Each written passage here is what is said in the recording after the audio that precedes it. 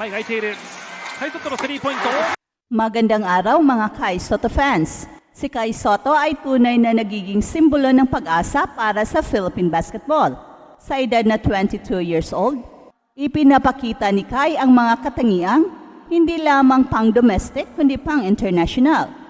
Kung ikukumpara kay Brook Lopez na isang veterano sa NBA at kilala sa kanyang shooting at depensa, si Kai ay may kakaibang potensyal na lumagpas pa sa mga naabot ni Lopez.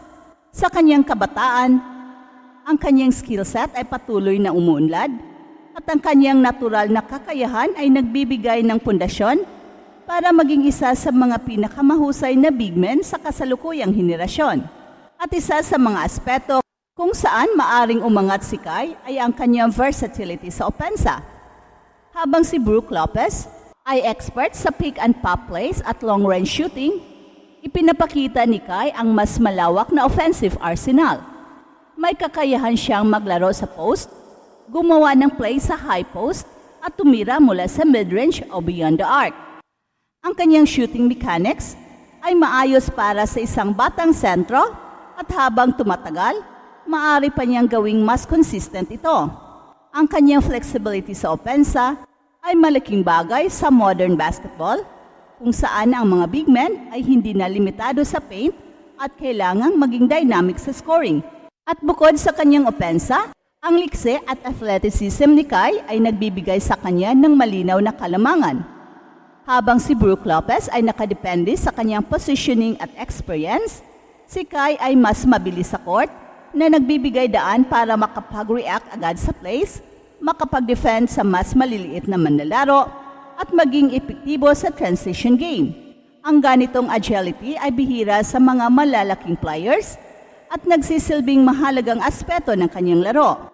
At kung maitutuloy ni Kai ang pag-develop sa kanyang footwork at lateral quickness, magagawa niyang pantayan at lagpasan ang defensive presence ni Brook Lopez sa paint. Sa kanyang taas at haba ng wingspan, si Kai ay meron ding likas na advantage sa shot blocking at rebounding. Maaring si Brook Lopez ay isa sa mga respetadong rim protectors ng NBA, ngunit ang athletic build ni Kai ay siyang nagbibigay ng mas mataas na potensyal na maging isang elite rim protector sa mas mataas na antas. Ang kanyang leaping ability at timing ay nagiging dahilan kung bakit siya isang epektibong defensive anchor kahit na bata pa. Bukod pa dito, ang kanyang height at mobility ay nagbibigay sa kanya ng kakayahang mag-contest sa mga tira mula sa perimeter hanggang sa loob. Sa kabuuan, ang edad ni Kai ay isang malaking bentahe na nagbibigay ng maraming taon pa para sa patuloy na pag-unlad. Si Lopez ay narating na ang kanyang prime matapos ang maraming taon ng eksperimento sa kanyang laro. Ngunit si Kai na ngayon pa lang nagsisimula sa mga top tier na liga ay nasa tamang posisyon upang i-maximize ang kanyang potensyal. Sa suporta ng tamang coaching, international exposure, at masusing training, maaring makita natin si Kai bilang isang generational talent na hindi lamang papantay kay Lopez, kundi lalampas pa sa kanyang mga naabot.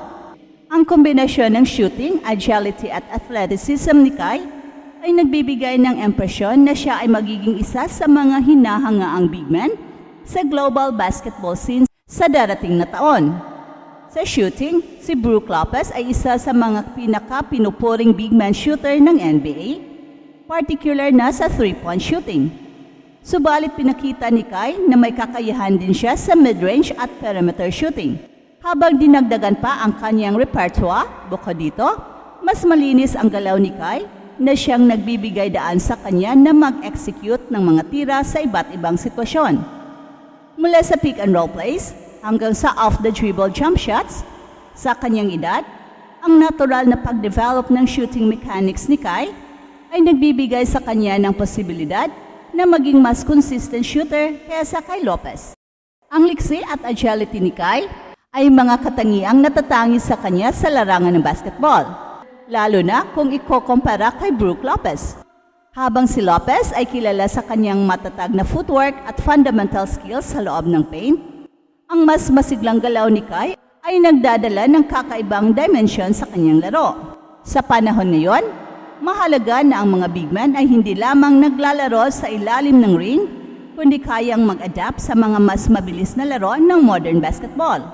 Ang kakayahan ni Kai na mag-switch sa depensa laban sa mga mas maliliit na manlalaro ay nagbibigay sa kanya ng versatility na bihira para sa mga katulad niyang nasa 7-footer range. Bukod sa depensa, nagiging malaking tulong din ang liksi ni Kai sa transition offense. Sa kanyang bilis at mahabang hakbang, siya ay mabilis makapagposisyon para sa mga fast break plays o kaya'y magbigay ng mas maayos na spacing para sa kanyang mga kakampi.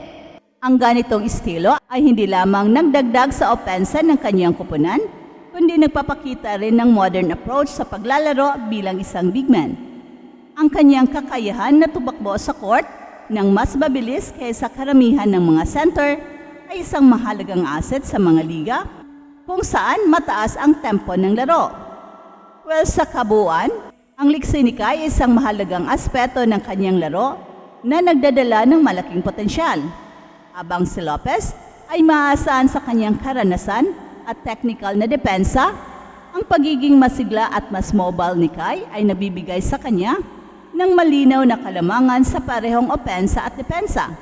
Ang kombinasyon ng kanyang natural na athleticism at ang patuloy na pag-develop ng kanyang skills ay nagsisiguro na siya ay maging isang makabagong big man na kayang makipagsabayan sa pinakamataas na antas ng competition. At sa pagdating sa athleticism, si Kai ay nagtataglay ng mga physical na katangian na nagtatangi sa kanya mula kay Brook Lopez.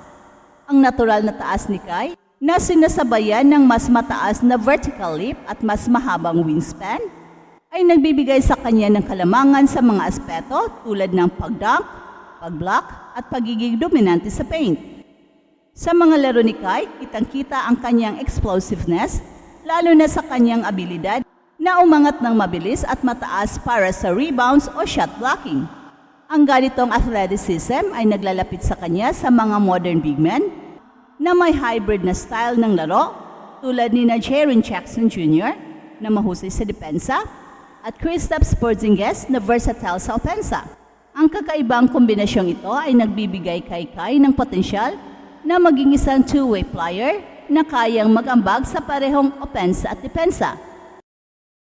Hey, hey, hey! Attention mga kapatrol!